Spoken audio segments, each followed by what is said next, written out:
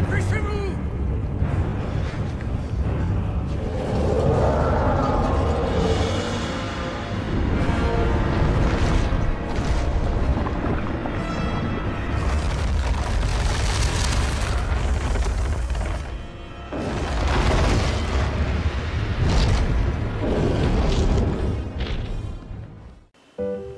Hey! Gandalf est un Maillard faisant partie des divinités de la Terre du Milieu. Il possède plusieurs noms comme Mithrandir, Tarkun, Incanus, ou bien encore son vrai et originel nom, Olorin. Lui et 4 autres magiciens sont envoyés par leur supérieur en Terre du Milieu en tant qu'émissaires pour lutter contre Sauron, un esprit extrêmement puissant. Un nécromancien qui créa les anneaux de pouvoir, dont l'unique, qui est un anneau encore plus exceptionnel. Les émissaires magiciens sont nommés Istari et sont composés donc de Gandalf le Gris, Saruman le Blanc, Radagast le Brun et des 2 magiciens bleus.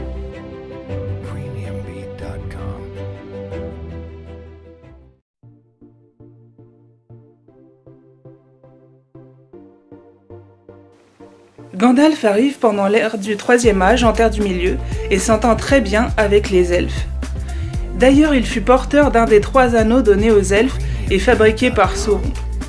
Olorin voyage beaucoup, tissant des amitiés avec chaque peuple, hormis les orques. Quelle pitié que Bilbon ne l'ait pas tué quand il en a eu l'occasion. De la pitié? Mais c'est la pitié qui a retenu la main de votre oncle. Nombreux sont les vivants qui mériteraient la mort, et les morts qui mériteraient la vie. Pouvez-vous leur rendre, Frodon? Alors ne soyez pas trop prompt à dispenser mort et jugement. Même les grands sages ne peuvent connaître toutes les fins. Sauron, créateur de l'unique, est dépossédé de son bien par un guerrier nommé Isildur lors d'une bataille, et perd une grande partie de ses pouvoirs. Dans Bilbon le Hobbit, Gandalf aide les nains et le seigneur Thorin Écu de Chêne à récupérer leur domaine, la montagne solitaire Erebor, que Smaug, un dragon, avait conquis il y a des siècles.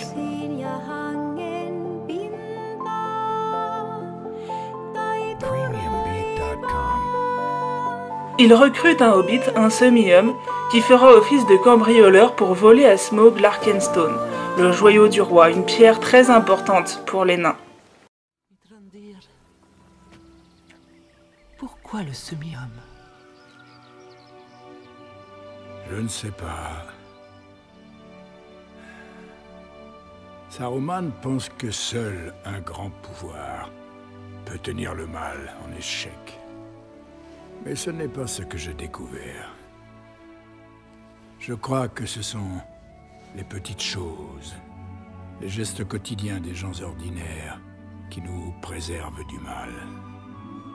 De simples actes de bonté et d'amour. Pourquoi Bilbon sacré?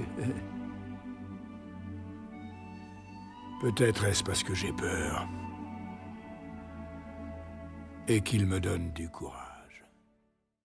Smaug meurt d'une flèche tirée par Bard, un villageois d'une ville près d'Erebor. Commence alors la fameuse bataille des 5 armées, car la montagne et ses trésors sont très convoités. Les nains, les elfes, les hommes, les orques et les wargs se battent. Au final, la guerre s'achève par l'arrivée de Radagast, des aigles géants, de la mort de Thorin et des nains reprenant Erebor. Au cours de ces aventures, Bilbon a mis la main sur l'anneau unique qu'une créature nommée Gollum avait récupéré. Pendant le voyage des nains vers Erebor, Gandalf est envoyé par le Conseil des magiciens à Dol Guldur pour découvrir que Sauron et ses serviteurs, les Nazgûl, sont toujours présents et regagnent en puissance.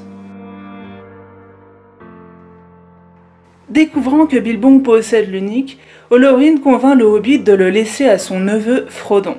Pendant que ce dernier entreprend un voyage pour emmener l'anneau à Fontcombe, une cité elfique, Gandalf est fait prisonnier par Saruman, ayant perdu l'esprit et s'étant rallié aux nécromanciens. Finalement, Gandalf réussit à s'échapper pour retrouver Frodon et ses compagnons à Fontcombe. C'est là que se formera officiellement la communauté de l'anneau, composée de Frodon, Sam, Merry, Pippin, Aragorn, Boromir, Legolas, Gimli et bien sûr Gandalf le Gris, ayant pour but de détruire l'anneau dans le seul endroit possible, le Mordor. Gandalf le Gris périra dans les mines de la Moria, pour renaître quelque temps plus tard en tant que Gandalf le Blanc. Et après maintes batailles sanglantes, l'anneau sera détruit dans le feu de la montagne du destin et Sauron vaincu. Suite à cette victoire, Olorin partira de la Terre du Milieu pour revenir chez les siens avec quelques personnages comme Frodon et Bilbon. Et c'est ainsi que l'ère du Troisième Âge en Terre du Milieu prend fin.